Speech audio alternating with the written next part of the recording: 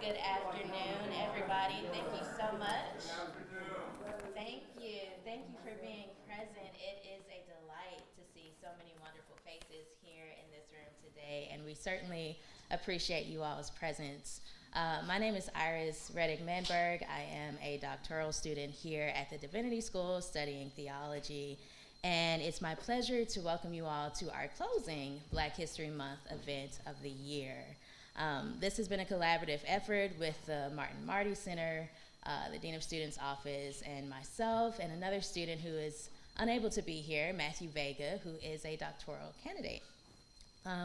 We're so glad that you all are joining us today, and we're very excited to welcome Reverend Dr. Moss as our speaker for today. A third-generation warrior for civil and human rights, Reverend Dr. Otis Moss III has built his ministry on community advancement and racial and social justice activism.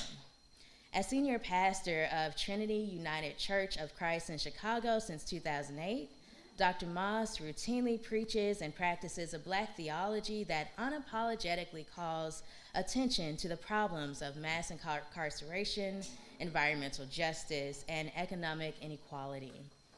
Dr. Moss is part of a generation of ministers committed to preaching a prophetic message of love and justice, which he believes are inseparable companions that form the foundation of the gospel of Jesus Christ. As part of his community engagement through Trinity United Church of Christ, Dr. Moss is currently providing vision for an ongoing multi-year social project in Chicago called Amani Village. The goal of Amani Village is to develop and build a physical and social community at 95th and Cottage Grove, a gateway to Chicago's Pullman community. A native of Cleveland, Ohio, Dr. Moss is an honors graduate of Morehouse College, who earned a Master of Divinity from Yale Divinity School and a Doctor of Ministry degree from Chicago Theological Seminary. With a unique gift to communicate across generations, his creative Bible-based messages have inspired young and old alike. His intergenerational preaching gift has made Dr. Moss a popular speaker on college campuses, at conferences, and churches across the globe. In early 2022, Dr. Moss was named a professor of homiletics at Mercer University's McAfee School of Theology, where he will continue to teach the next generation of preachers. Following his presentation, there will be a space for questions and dialogue with the audience and an audience mic circulating for that purpose. But without further ado, please help me welcome Dr. Moss to the podium. Thank you. Thank you very much.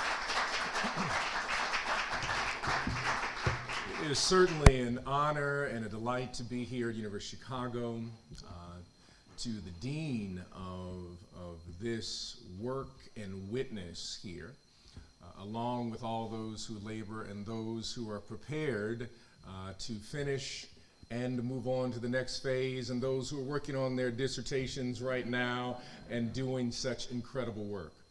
University of Chicago has a special place in my heart, even before I arrived in Chicago. I'm a graduate of Morehouse, and there is a gentleman who is a luminary at Morehouse by the name of Dr. Benjamin Elijah Mays. And there was always a push to send students to Chicago, specifically the University of Chicago. The other piece was in reference to when I was a student doing work around Egyptology. I thought that it would be necessary to be at the University of Chicago if you were going to be doing that type of work and connectivity. So I count it as a high honor to be here on the south side of Chicago with you all here in Hyde Park. It is certainly a blessing, and I thank you for the time that we have to dialogue and share together. What I'd like to do on today, I first want to lift up just a piece of scripture as a reference point for a conversation for us today, and also share with you. We do something special at Trinity United Church of Christ during Black History Month. We celebrate Black history all year long because we don't stop being Black after we leave February. Just all year long, we happen to be Black. But we do something special during the month of February. It is entitled the Ma'afa, commemoration, where we commemorate the work of our ancestors and lift up especially individuals that many people may not have information about. And I want to lift up some of those pieces on today and weave this together, looking at not only scripture but through a hermeneutic lens from the Black church tradition, from the Black liberation tradition of framing of not only of scripture but a different world view. And looking at Exodus from the 5th chapter, it reads this way, beginning with verse 1. Afterwards, Moses and Aaron went to Pharaoh and said, "This is what the Lord, the God of Israel, says. Let my people go, so they may hold a festival to me in the wilderness." Pharaoh, and I give you the OM3 translation, that's the Otis Moss III translation. That'll be out next year by University of Chicago Press. Reads this way, "The person who thought he was in charge by the name of Pharaoh, who is this Lord, that I should obey this God and let Israel go? I do not know this Lord and will not let Israel go." Then they said, "The God of the Hebrews has met with us. Now let us take a 3-day journey into the wilderness to offer sacrifices to the Lord our God, or our God may strike us with plagues and with sword." But the person who thought he was in charge in Egypt, Moses and Aaron, "Why are you taking the people away from me, from their labor? Get back to work." And Pharaoh said, "Look, the people of the land are now numerous." Another translation, "They just keep multiplying like babies, kids, and no one is stopping, will not stop their work."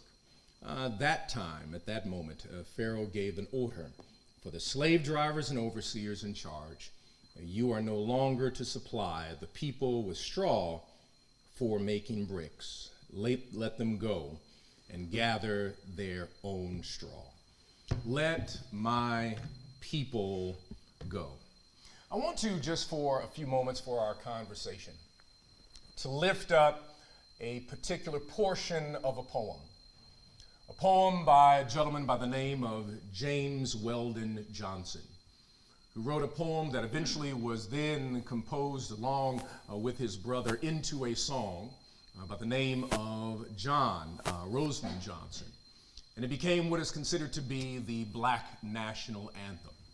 And then there is one section in that poem that is more of a prayer that says, "God of our weary years, God of our silent tears, thou who hast brought us along thus far on the way, God of our weary years." James Weldon Johnson, born in the area known as Jacksonville, Florida, along with his brother, were two individuals, James and John, who recognized the power of the faith tradition. Many people do not know that James Weldon Johnson, before he became this famous poet, along with his brother, wrote over 600 Broadway tunes and songs for Broadway. He was also considered to be, he was the consulate general to Nicaragua and Venezuela, and became the principal of the Stanton School for Negro Children in Jacksonville, Florida. It was there he introduced this poem to a group of young children as they were celebrating the birthdays of Abraham Lincoln and Frederick Douglass, and let them know about this idea of God of our weary years, God of our silent tears. One could probably say that James Weldon Johnson, because his father was a preacher and also was the head waiter at the St. James Hotel in segregated Jacksonville, Florida, that both of the Johnson brothers had heard about the empowering spiritual movement that we call today what is known as a liberating faith or liberating gospel. The words, God of our weary years, God of our silent tears, was nurtured in the soil of a certain kind of black church. A church baptized in blues, but never a disciple of despair.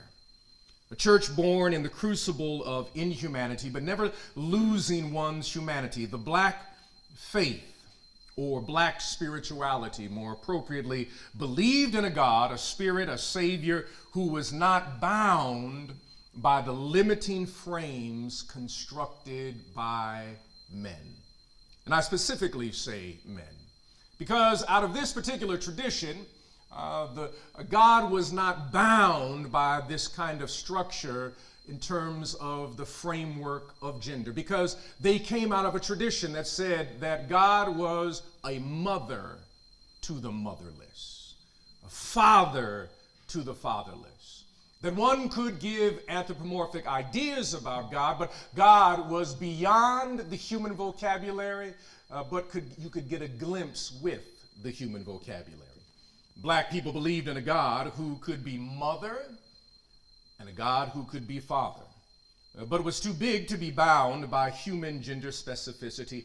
The God was concretized in the activity of Jesus in this tradition.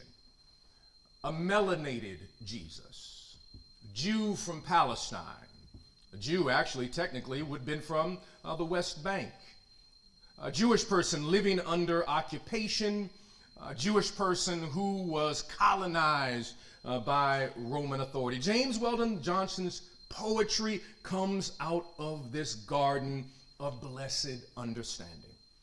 Black people have been weary and have shed silent tears multiple times over the century, but God, thou who hast brought us thus far along this way. In spite of the horrors and the hurdles, black people dared create a life after experiencing the flames of this nation's hostility toward people born beautiful because they are black. It is Anita Scott Coleman, one of my favorite poets, who puts it in such a beautiful way in terms of the experience of people of African descent in this nation. She was an Afro-Mexican who migrated to a place known as New Mexico and then very later on into a space known as Harlem and became a part of the Harlem Renaissance and became friends with a gentleman by the name of Langston Hughes. She writes this poem talking about the resilience of people of African descent in their experiences in America. I just changed one simple word where she simply says, black people are the tall trees that remain standing in a forest after a fire. Flame strips their branches, flame sears their limbs, flame scorches their trunks, yet stand these trees, for their roots are thrust deep in the earth. Black people are the tall trees that remain standing in a forest after a fire. Our strength and power is on display. People of faith, a people of spirit. And the Bible has been a compass or literary longitude and latitude to assist a people on their journey, like no other particular book that has influenced this community in a particular way is specifically the book of Exodus. Black people read Exodus, they see themselves right there. They know what the experience is like. And they see themselves on both sides of the aisle. One side seeing themselves in the Hebraic people, The other side seeing themselves in the Egyptian or Kemetic people. They see themselves on both sides. And that's one of the beautiful things about Moses, is that Moses has the experience of being Jewish and the experience of also being a bourgeois Egyptian brother at the same time. He's educated by those in power, but at the same time has an understanding of all of the traditions. Moses went to the Jack and Jill meetings, and also Moses was also on the corner at the same time. A couple of y'all know what I'm talking about. Moses was a part of this particular community, walking this particular tightrope.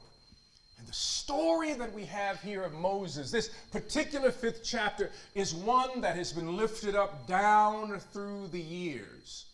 And in February, at the beginning of the month, when black people gathered, they usually in churches and in little hush harbors all across the South would call out this text and say, "Let my people go. We are like the Israelites. We are like these people that we speak about." It's Toni Morrison who does such a beautiful job when she talks about the clearing, that I imagine in that clearing that someone was probably also lifting up this particular scripture in that book, Beloved. The clearing of speaking about when people come to a space of free agency where they can speak freely. And so today, what we see here in this particular text, how do people of African descent look at it? The story of Moses is theirs. The story of Pharaoh is connected to them at the same time, but they see two different things, and a hermeneutic appears at this moment. That they see Moses with liberating faith, and then they see Pharaoh, in the words of Walter Brueggemann, who has a royal consciousness, wants to keep everything the same way, exploiting labor, exploiting creation, xenophobic in his operation. And then there's Pharaoh, Aaron, and Miriam speaking about, "Let my people go." Let my people go so one little simple thing will happen. All we want to do is worship. All we want to do is worship our God. Let my people go. This is problematic because when you see that the words that Moses gives says, "Let my people go," and when you are in power, you think you have ownership over everything. And to hear another human being use that possessive "my," wait a minute, I am in charge. I am Pharaoh. Matter of fact, I look around everything. I am the Son of God. I'm the one who is in control. How dare you say that these 3/5 of a human beings are yours? How dare you mention that? Pharaoh is incensed. How dare they offer this? But all that is happening is a unique interpretation that comes out of this unique black church experience. We just want to not worship the way you worship. We want to worship out of the unique cultural perspective from our tradition. We have a faith that calls us to human dignity. If I may stop here parenthetically just for a moment, I am reminded of the amazing story of this song known as Amazing Grace. Now, just about everybody has heard of the song Amazing Grace if you're on the American shores. We've heard this hymn. People sing this hymn. Whether or not you are a person who is within the faith tradition, you've at least heard the story. And we have this story, this mythos, that the story of Amazing Grace, written by a gentleman by the name of Newton, who was a peddler in black flesh. And there he was on a ship one day, and there was a storm, and Newton started to pray. And when he prayed, he then realized that the power of God rested on that ship and saved a wretch like me. And so we assume that Newton is the author, the originator of this song.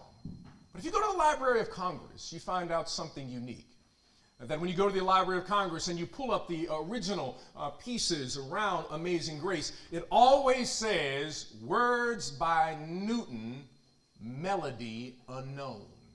Because the unique thing about Amazing Grace is it's unlike any other European hymn. It does not fit within the European context in terms of its structure. It is what is known as a pentatonic hymn.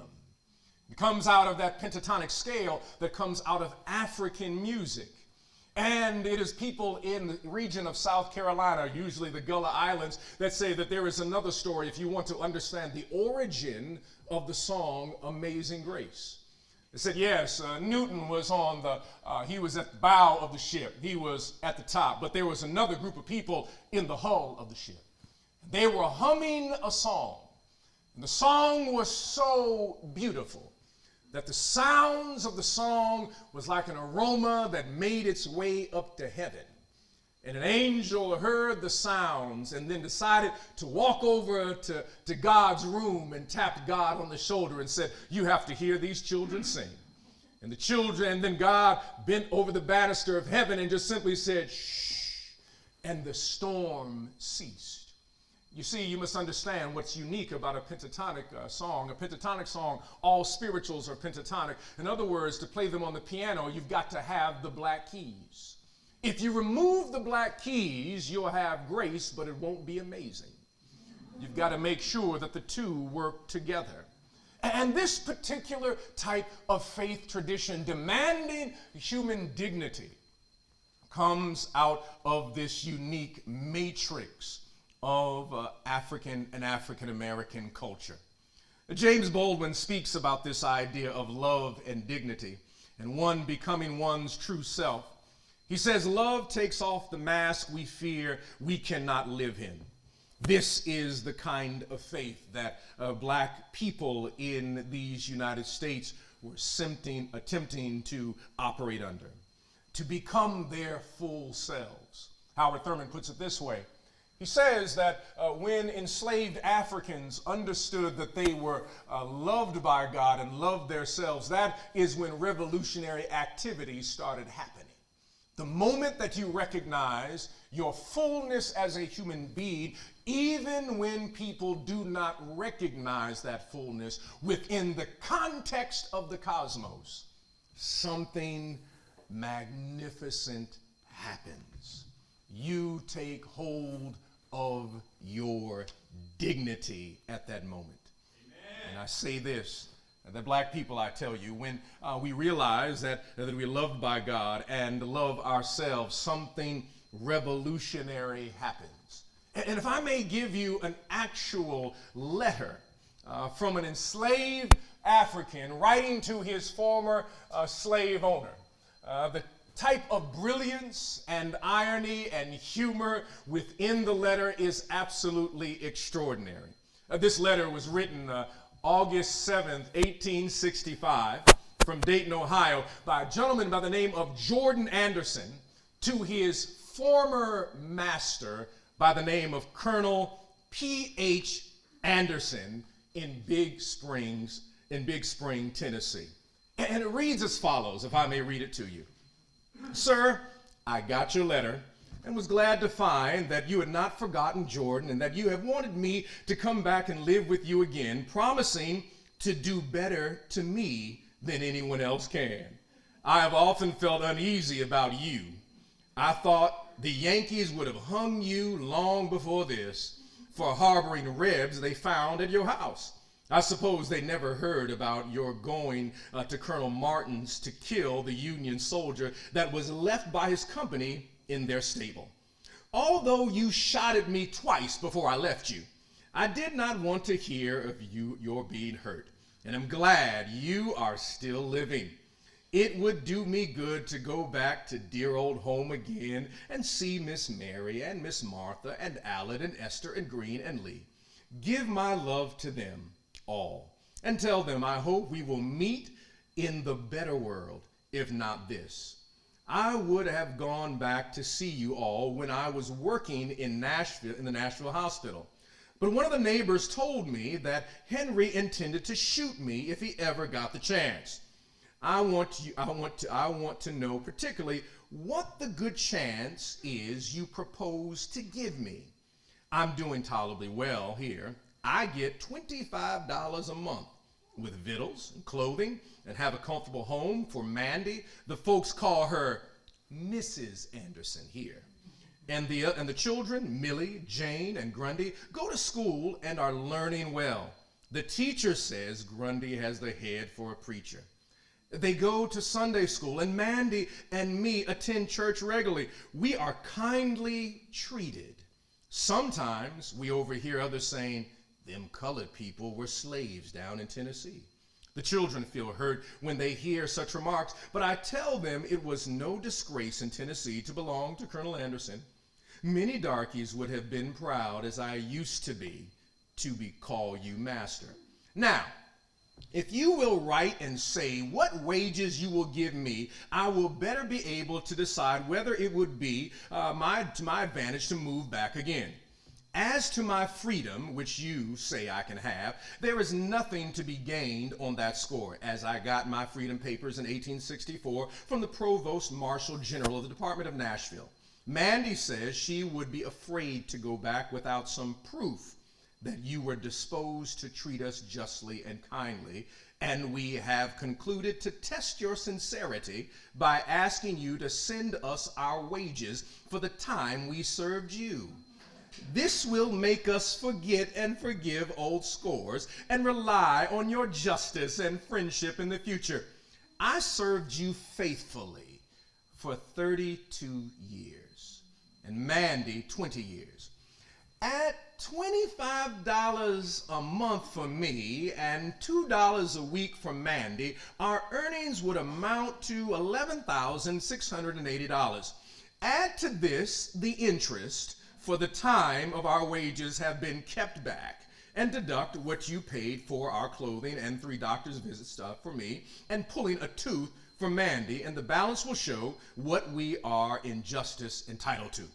Please send the money by Adams Express in care of V. Winters, Esquire, Dayton, Ohio. If you fail to pay us for faithful labors in the past, we can have little faith in your promises in the future. We trust the good Maker has opened your eyes to the wrongs which you and your fathers have done to me and my fathers in making us toil for you for generations without recompense. Here I draw my wages every Saturday night. But in Tennessee, there was never any payday for the Negroes any more than for the horses and cows. Surely there will be a day of reckoning for those who defraud the laborer of his hire. In answering this letter, please state if there would be any safety for my Millie and Jane, who are now grown up and both good-looking girls. You know how it was with poor Matilda and Catherine.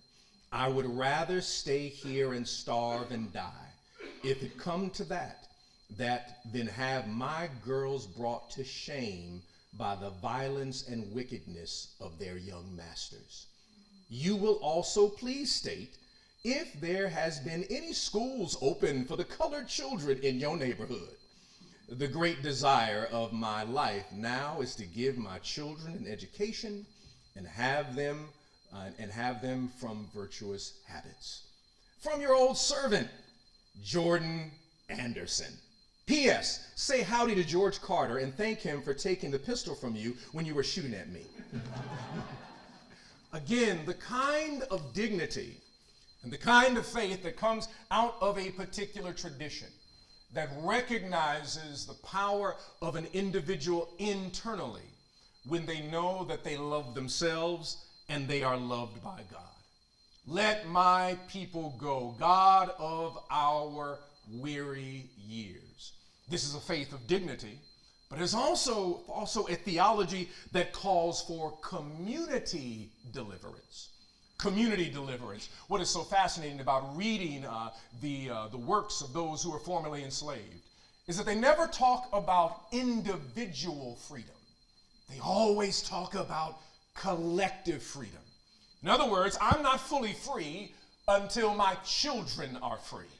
I'm not fully free until my sisters and brothers are free. The interconnectivity in reference to freedom. The captors will benefit from our liberation. There is partial liberation that comes from an individual simply being free, but not full liberation. And that is probably what is one of the challenges in reference to modern American evangelicalism, because it frames Jesus in solely the context of personal Savior. Jesus is my personal Savior. There's nothing wrong with that. But within a system that is rooted in capitalism, it allows you to focus on the individual and forget about the community. I'm saved, go get your own salvation. But if we were to look at more of the Ethiopian, the Orthodox, the Coptic, all of the Greek Orthodox traditions, we notice that liberation and community and salvation are rooted in the idea of community. It's not just about the individual. There is no evangelism in the Ethiopian church. It's all about community. The idea that if I embody Jesus in a particular way, I bring beauty into the world. There are no numbers crunchers that said we saved so many people. No, it's about the embodiment. The idea of living in such a way that we bless other people in the process.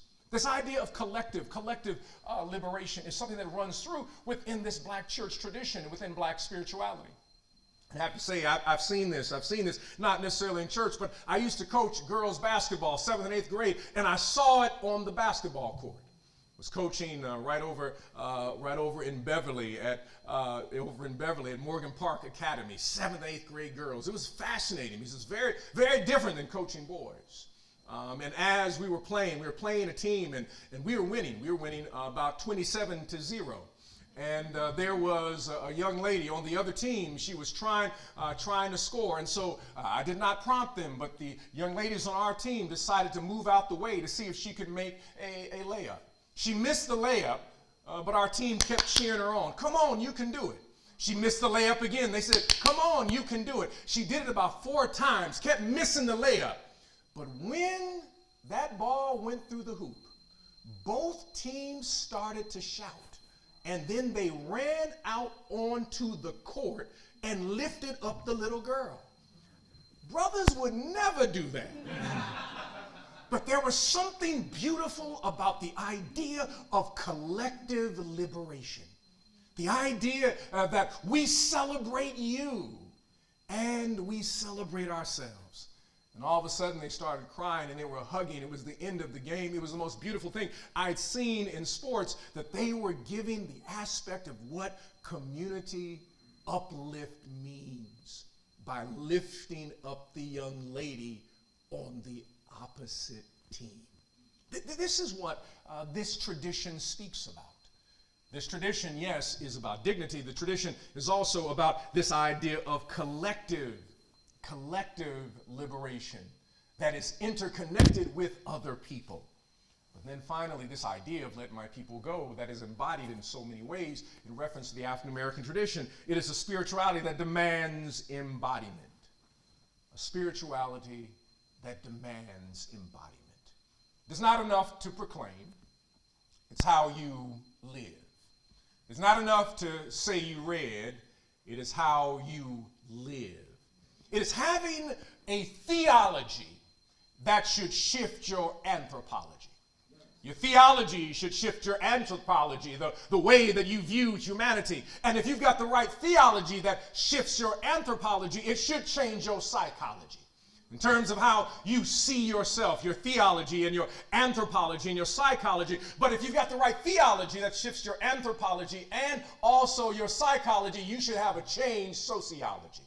Meaning how you interconnect with other people. And so if the theology is right, it shifts the anthropology and shifts the psychology and the sociology, it then should give you a new ecology.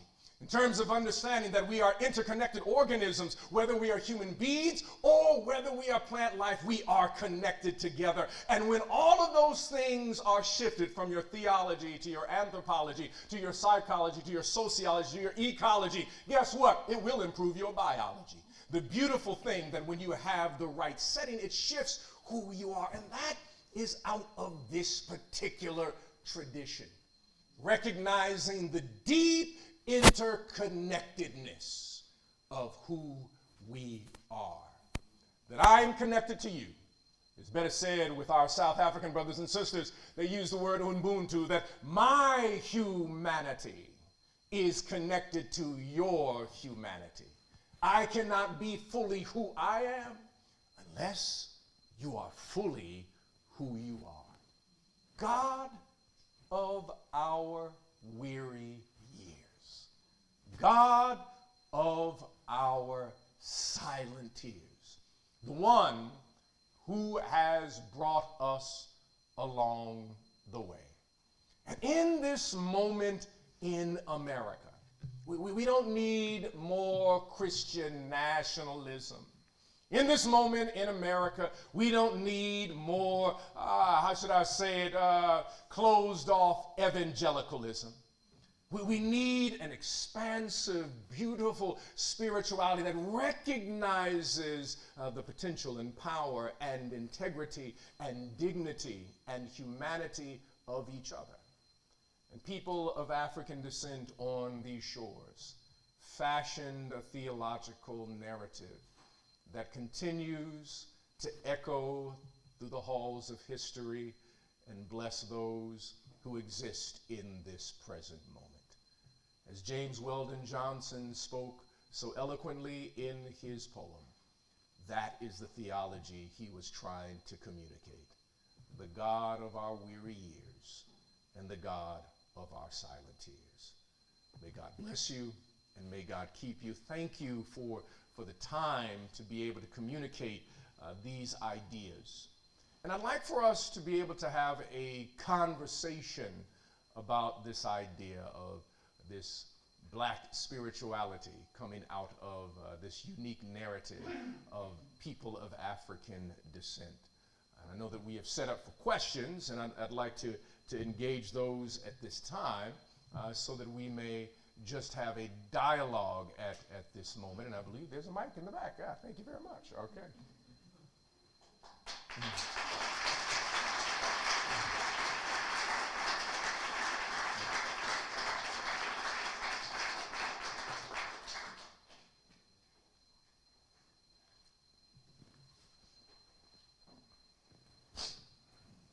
Thank you, Pastor Otis. That was a great speech. So I'd like to ask James Cone and his liberation theology also kind of paralleled with the development of liberation theology in the Latin Americas. And my understanding is that the organization that kind of formed from that is Theologies in America. And my understanding is that that organization is kind of been established in Trinity United Church. Is there some form of that organization that still exists today, or is there some tradition or way that still lives on? Well, I'm glad you brought that up. The meeting happened, some of the meetings actually happened at Trinity. One of the gatherings that happened, Dr. Jeremiah Wright, along with several other people, one being James Cone, they traveled to Cuba, I believe it was in the 1980s, specifically learning more about the Afro-Cuban community, and ended up in a meeting with Fidel Castro. Come to find out, Fidel Castro had read James Cone. And so they had this amazing conversation with Castro about black theology and about Latin American liberation theology. That he saw that perspective as something that could be a part of the revolution per se. And so at Trinity, The meetings, Dr. Wright, who was a student here at the University of Chicago, was a student of also a person by the name of Charles Long, and developed a relationship with James Cone. So some of the meetings in reference to that happened through and with support of Trinity. One other addendum in reference to that. So Trinity in 1979 did something. It was the first in this city to do. They put a free South Africa sign outside, and people were like, well, is South Africa in bondage? I was like, yes. People didn't know what was happening in South Africa. They didn't even know who Nelson Mandela was, never heard of Stephen Biko, didn't know anything about Chris Hani, any of these people, didn't know any of them. And in connection with a gentleman by the name of Randall Robinson, and who created what was called Trans-African Forum.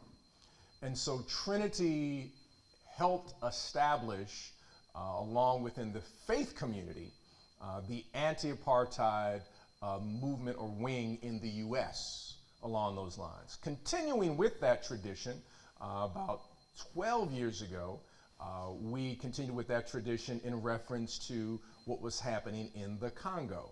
Now, I know people raise it now, but we were doing a campaign with students organized for the liberation of the Congo, specifically in and around this idea of coltan that is used in cell phones.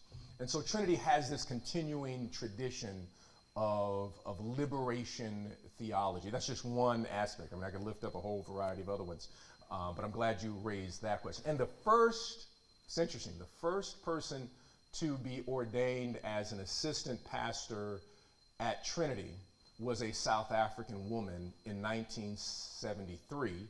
She's the one that helped lead Trinity to be an anti-apartheid congregation because of her connections with South Africa.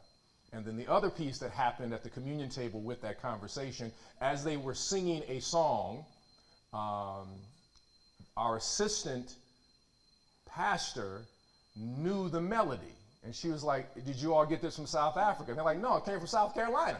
And then that began a conversation about the music and the African connections and how we are utilizing pieces that have been passed down from generation to generation to generation. And we want to make that explicit, that the tradition that we flow out of is a tradition that does not make its way down from England, but makes its way across from Africa. Thank you. Good afternoon, Pastor. Thank you so much for that very energetic afternoon lunch talk.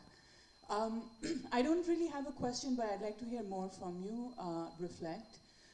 It appears that you were traveling last year and you went to Palestine and the occupied territories. Your point about collective liberation is very loud at this moment. It's very recognizable at this moment. As someone who's, I would say, relatively still new to American society and especially Christian life in America, I'd like you to sort of reflect and help us understand, as an outsider, how do we understand these responses that predominant or majority Christian-ish people in this country have towards their own Christian brothers and sisters in those lands, and what perhaps, in my understanding, explains a passivity, an apathy perhaps, and at times something more sort of dangerous attitudes towards this. I think your point about sort of this Ethiopian Greek Orthodox sort of understanding of collective liberation as opposed to this very capitalist, maybe Western idea of individual freedom is enlightening, and I'd love to hear more about sort of how we come to understand the current moment in the country. Well, thank you for that question. We could have a whole afternoon to have this conversation. That'd be awesome. Well, one thing I think, if I may try to shrink and shorten the answer, understanding that, well, let me put it this way, and tell a story since preachers traffic in stories, so it's a little bit easier this way. I had a conversation with someone who was more evangelical, and was, I don't know, recruiting our church or me for something. And they were raising this question about, you bring up black people a lot, it really doesn't matter, why you gotta have a black Jesus, this, that, and the other. It really doesn't matter, the color of Jesus. And I said, you know what, ultimately you're right. Put a black Jesus in your church and see what happens. And the person just got real quiet with me at that moment. And I said, my point is that your theology and your tradition is different from mine. It's a different theology, and some would even say that it's completely two different faiths, because the lens that this person had was a lens very much out of white supremacy. He thought that the tradition we were flowing from had been brought to us by someone else, and he was being the nice missionary. I'm like, no. I said, in actuality, if you want to go through the story, that it came a little bit different ways. But the lens of colonization, the lens of white supremacy, is a lens that the American religious construct has to deal with until they can see that. So when you witness brothers and sisters within our tradition who recognize interconnectivity, we connect with our brothers and sisters in South Africa. We connect with our brothers and sisters in Haiti. We connect with our brothers and sisters in Brazil, in Gaza, in India, wherever, because we understand the lens of marginalization, and that American Christianity many times is just capitalism in ecclesiastical garments. And it's not, we have to come up with a better word, because as long as we keep using the Christian word, the ideology, the idea, the spirituality of Jesus keeps being raised, but those people, that's not being raised in these circles. Christian nationalism has no interest whatsoever with communicating around compassion and liberation and grace and love. That's not an interest whatsoever. It's a theocracy. It's using language in reference to hierarchy. That's all it's doing. And so it's important to raise the question and see where people are struggling around those issues of colonization and white supremacy, which is very much real in the American context. Black people in America, one of the reasons that was very interesting, historically, I used to live in Augusta, Georgia, and the Southern Baptist Convention was born in Augusta, Georgia. And there was an argument in the Southern Baptist Convention because one group was trying to take scripture very seriously. And they said, there's a scripture that says there's no Jew or Greek or slave or free, so if you baptize an enslaved person, you got to set them free. Well, then the capitalists stood up and said, no, black people don't have souls, you don't have to worry about it. I'm not making this up. I mean, this is essentially the argument around the Southern Baptists. And then so the Southern Baptists stayed Southern because they were owners of particular land. And the American Baptists of the North were attempting to take seriously a particular aspect of Scripture. That's a very truncated way of seeing it, but nonetheless, it bears out in terms of that particular history. And that becomes the project that we not only must deconstruct, but we must jettison completely in America, is removing whiteness from Christianity. Why do I say that? Because I was speaking in Columbus and talking about this idea of racial imagination. And I said to them, I was the only black person in the room. I said, everybody here is white only because I'm in the room. Once I leave, you get to be Polish, Scottish, French, you become ethnic. And I use this as an example. I said, you know that it is such a construct if in fact you can't identify your own food. So let me put it this way. There's no white food. Now there's French food, there's Scottish food, there's food in a particular ethnicity because there's a history and a story around it.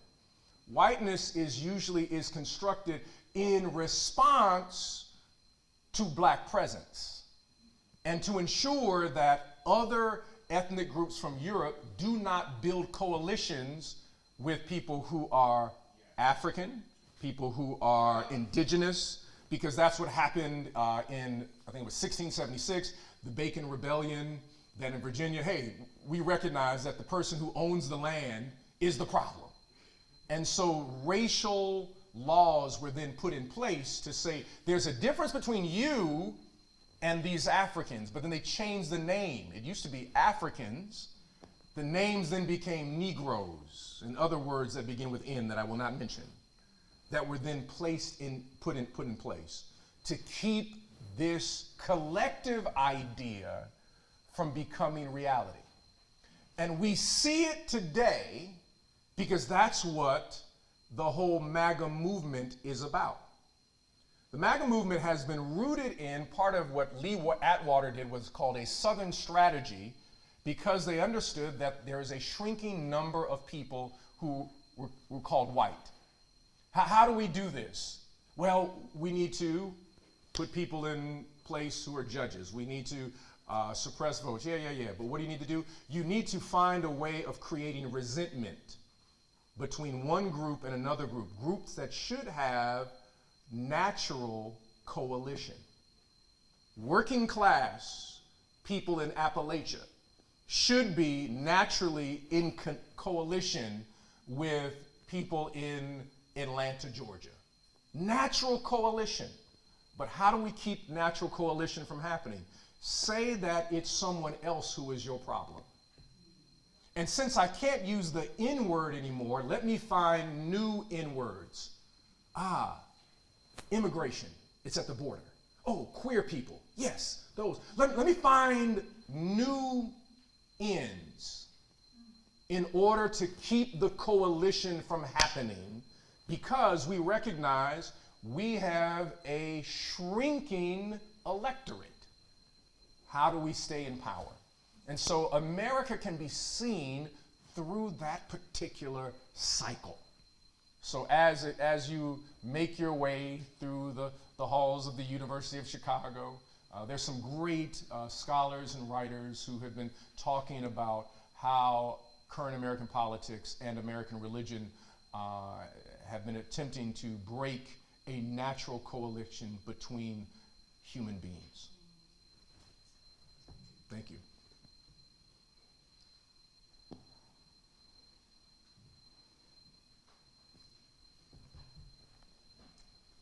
Hello.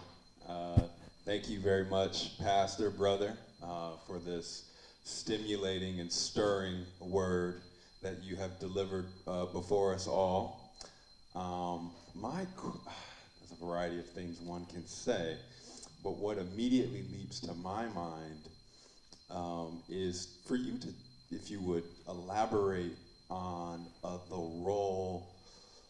the important role that the theological interpreter has, because you described Jesus in such a way that you made him resemble folks who are currently colonized in Palestine and under severe occupation and being annihilated, frankly.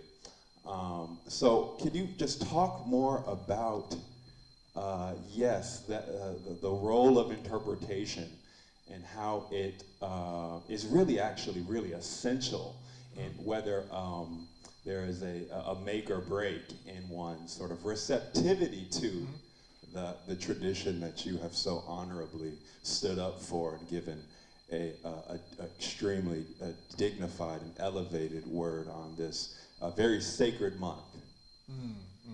You know, and I would add the term, not just interpretation, imagination. I think imagination is the most central piece for human transformation. We can have a lot of things, but without imagination, we are not able to envision a new world. And one of the things that happens when a lens is looked at from one perspective is that we have blinders on. Not insidious and things like that, just have blinders on. And so we have been shown, for example, There's a person by the name of Charlton Heston. Charlton Heston was in an old movie, I don't know if you saw it, you're too young, where he played Moses. But it captured the imagination of the globe. By capturing the imagination of the globe, the framework is that Moses must be Charlton Heston or someone who looks like Charlton Heston.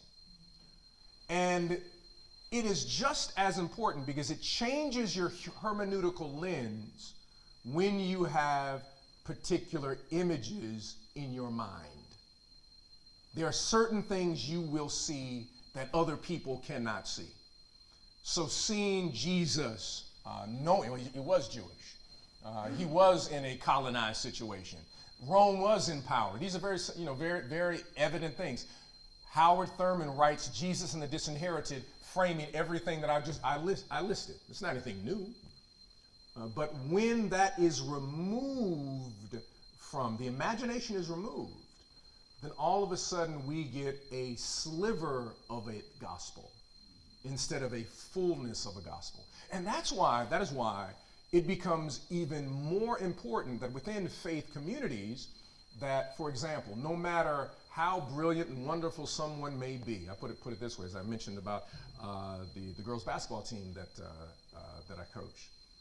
It's not possible for men to see the fullness of the gospel. It's just not possible until because no matter what, our lens will always be limited, no matter what, because of our maleness. So therefore, there has to be a broader lens for us to see the fullness of the gospel. I'll give you a prime example. My father had my father is now retired. He's a pastor. Also went to Morehouse. And there was a person who, my father's parents died early. There was a woman who adopted my father, essentially. Her name was Esther Smith. Esther Smith, because of the patriarchy of the time, was not allowed to be ordained. But Esther Smith was a self-taught New Testament scholar. And when he was at the Interdenominational Theological Center, before anybody went to preach on their student sermons, they would go to Esther Smith. They called her Queen Mother. And she would critique the message. She'd say, your exegesis is terrible right here. It's like, you need to go look at this person. Now, that's not the translation from Greek into English at all. She would walk through and critique, and she would allow them, give them a lens that they couldn't get from anyone else. Because of her lens of being marginalized, her lens of being Southern, her lens of being a mother, her lens of being an activist, a lens of being self-taught, all of a sudden she saw things that no one in the seminary could actually see.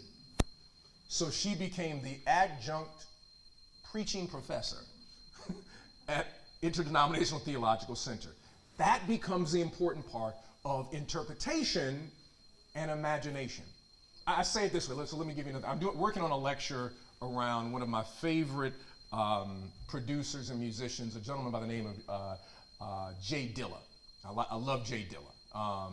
And Jay Dilla believed that if you expand your crate, now I know many of you all are digital people, but back in the day, DJs used to have crates of records. They would carry them to parties. I know none of y'all do that. Y'all stream. Y'all are streaming people. But Jay Dilla said that in order for me to play music and to keep a party going, I have to move beyond. He's from Detroit. He said, I have to move beyond Detroit music. My crate has to be beyond American music. My crate has to be beyond South American music. I have to be a scholar of all the different types of music so that any space that I am in, I can keep the party going. So if I'm in a Portuguese space, I know how to flow. That if I'm in a Nigerian space, I know how to flow. Wherever I am, I've got to have crate expansion to the point where I am sensitive and can see the lens through different people. And I believe that scholars and preachers are to be theological and homiletical DJs. That we are to expand our crate to the point where we are able to draw from different traditions and realize that no matter what tradition you're drawing from, there is a through line in terms of beat and also in terms of structure and harmony. Matter of fact, Jay Dilla puts it this way. He says, European music, people like to clap on the 1 and the 3. Everybody else claps on the 2 and the 4. And the problem is that European music has been pushing out beat supremacy, trying to get everybody to clap on the 1 and the 3. But imagine what can happen if you have a DJ that can bless the people who can't clap on the 2 and the 4 with some music on the 1 and the 3 and the 2 and the 4. And guess who did that? James Brown. Because James Brown started using music on the 1 and the 3, and all of a sudden, middle-class America and America between New York and California all of a sudden could clap to his music because he intentionally made a remix of some of the beats, but still kept it funky. I mean, that's what James Brown essentially did, bringing in a new level, using imagination, expanding the crate so that a broader coalition of people could experience the music. I hope that answers. That was a long answer for you. I'm sorry.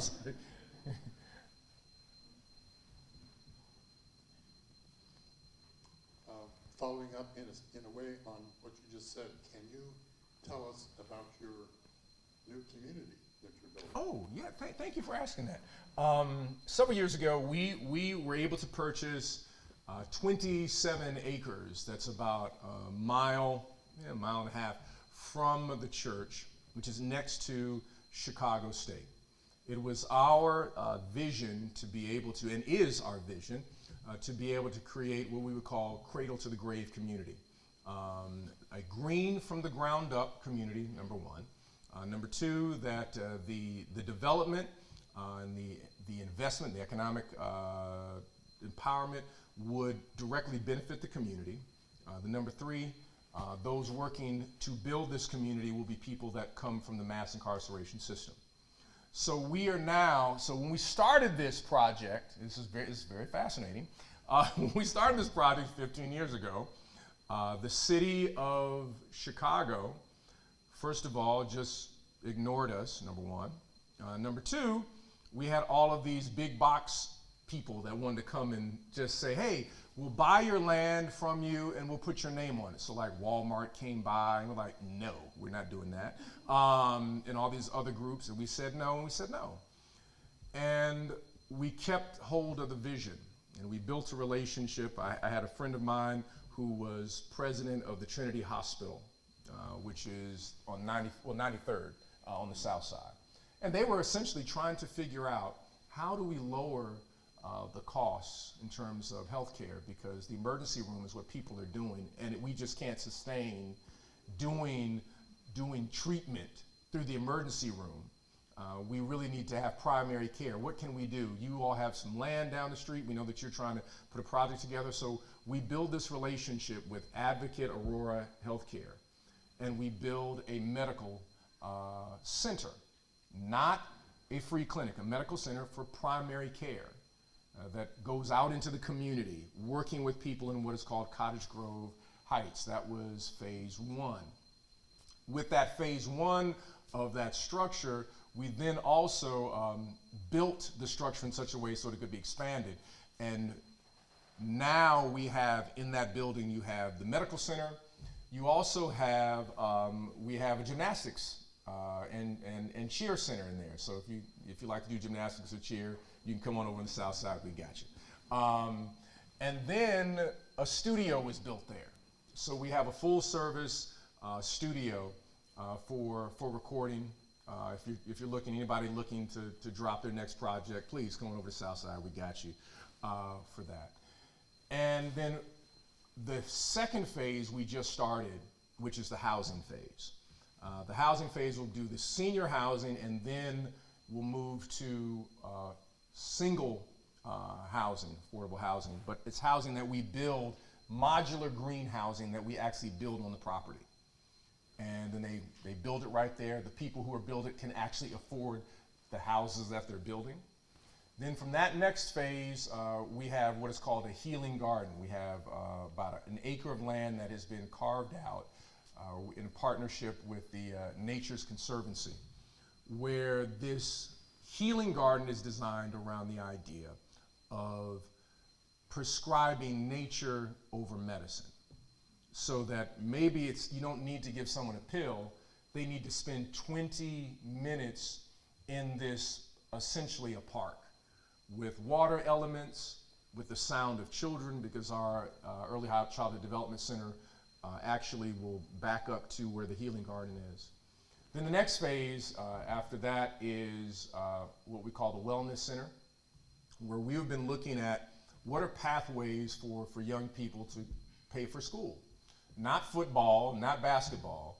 What about volleyball and rowing? What about track? NCAA, I'm track myself, that's how I pay for school. These areas that are not, they're not money makers. But if you have a young person who just does decently in some of these sports, schools will pay for them to attend school. So we want to create this kind of wellness space that provides that.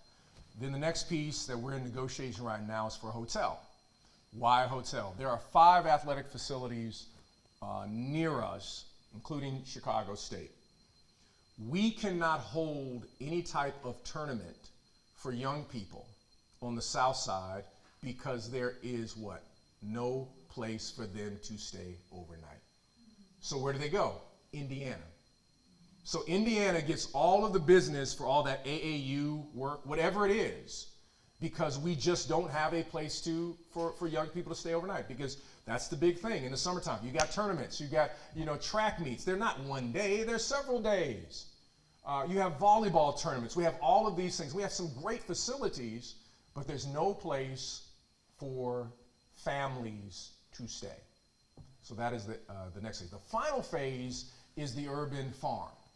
5 acres completely devoted to the raising of food, along with a food hub that shares and teaches about food as medicine. There's a wonderful documentary film called Forks Over Knives, and I love the tagline. You would rather be healed by a fork than a doctor using a knife. And so the idea is the forks over knives concept. And that's the broader vision. And we're excited that we are in phase 2. It will be $150 million reinvestment on the south side of Chicago. So if you can imagine 95th Street, you'll have Amani Village, you will have Chicago State, you have the Red Line, which is about to be expanded, and then you have Trinity United Church of Christ, and then the Carter G. Woodson Library. Those are all of the institutional anchors. We want to see the 95th Street corridor not as gentrification, but as renaissance, where between all of these spaces, you will have thriving businesses and other institutions, because 95th Street in the Washington Heights area has the highest home ownership of any neighborhood on the south side of Chicago. People live there and love their neighborhood, but we just don't have the facilities. And so that's what we are seeking to do, and it's a multi-year campaign. I mean, by the time, I'm praying with Waldo that maybe I'll still be around to be able to see all this stuff happen. But we know that we've got phase 2, and we're hoping to see phase 3 and 4. That hopefully in the next 10 to 15 years, you all can come and visit the South Side, stay at our hotel, go to the restaurant, buy some food, do all of that stuff, go to a tournament. Everything right there, then hop back on the Red Line, come right back out here to University of Chicago, and then you'll say, you know what, I think I want to buy a house over there because you've got all of the necessary resources, and that's what we're attempting to do. We're building community. That's what we're trying to do.